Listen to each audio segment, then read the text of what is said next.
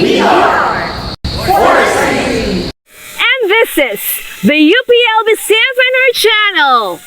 If it were not for the COVID-19 pandemic, you could have been among the many students who would be waiting for the jeepney ride here at this spot. This is the forestry sign. You have to point your finger up to signal that you're going to the upper campus. So join me in this brief tour of our campus to see its facilities during this COVID-19 pandemic. We will take the jeepney route to show you some important landmarks along the way.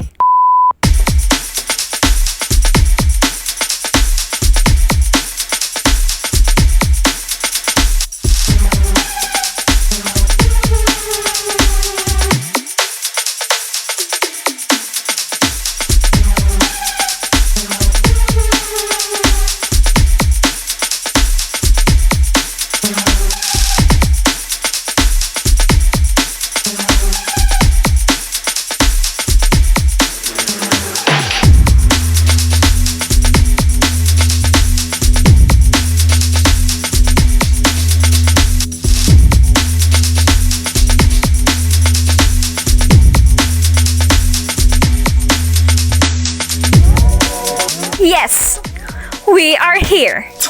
Welcome to our campus, new freshmen.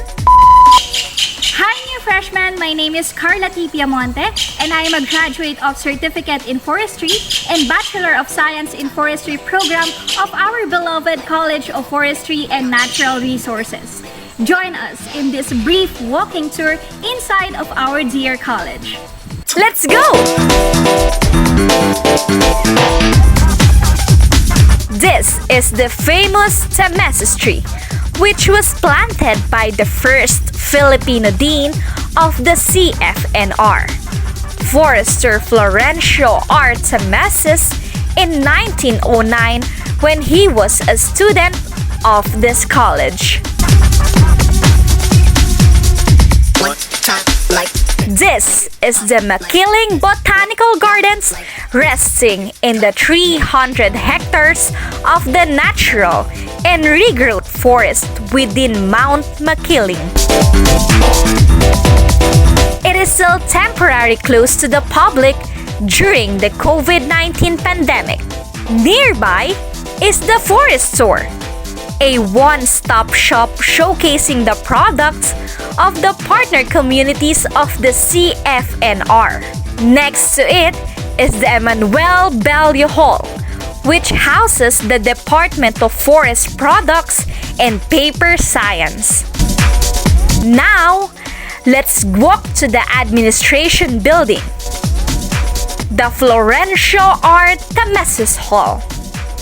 Here, you can find the office of the Dean and Associate Dean.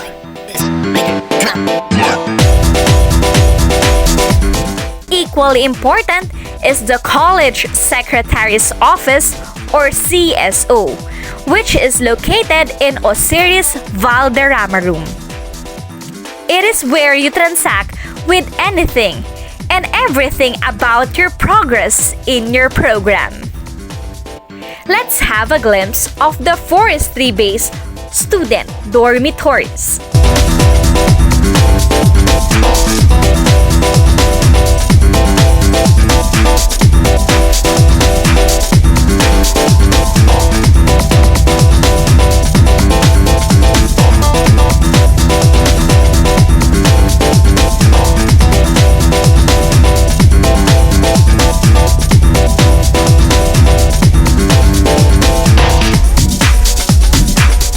Close to the dormitories is the Gregorio Zamuco Hall, which houses the Department of Social Forestry and Forest Governance, as well as the CFNR Library. Across the Zamuco Hall is the Student Plaza, which is the favorite tembayan among CFNR students. Like this, make it pop like this, make it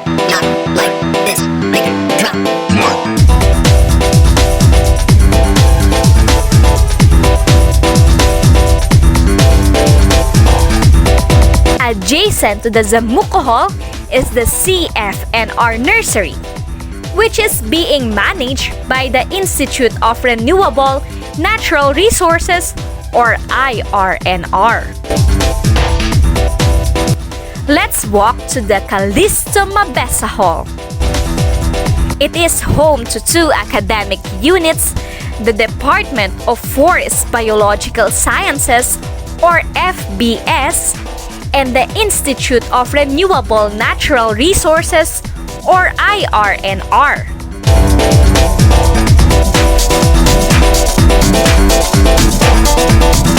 Next to the Mabesa Hall is the Binhi Biodiversity Park, which was developed by the Energy Development Corporation to serve as seedling or gene bank for threatened Philippine tree species.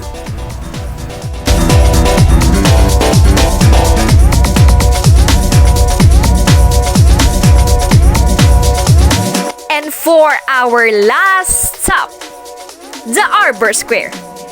It is located within the CFNR Quadrangle. Please don't forget to attend the new freshman convocation on September 10 at 2 p.m. via Zoom or Facebook Live. So sit back, relax, and see you there.